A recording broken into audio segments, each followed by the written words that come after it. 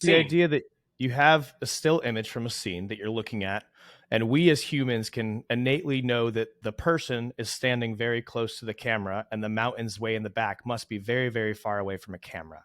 But Yeah, when you have that as because of just a stereo similar, vision.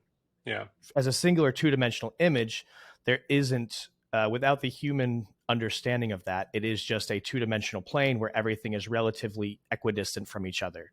And so what depth mapping is taking that and saying, okay, well, we can know that the human is obviously much closer to the camera, and yeah, this guy is standing behind him, so he's a little further away, and then there's a building behind that, and then a mountain way, way back there, and sure. understanding in relation where they are. Yeah, it's called monocular depth estimation, and it's been a research um, a study of research for many years, and it's actually very complicated when you start to think about it.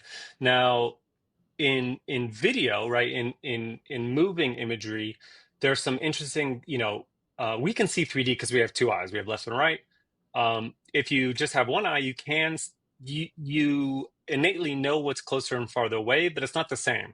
You're estimating the depth based on visual cues, right? If there are ways of extracting motion from video, so if the camera's moving around, you can extract the motion of different objects in the scene and use that to compute depth, right? So, because if you're moving a camera, there's a parallax thing where things closer to the camera move more than things farther away. There's a lot of interesting things you can do. The latest AI models are really quite good at depth estimation, like amazingly so. They're not perfect.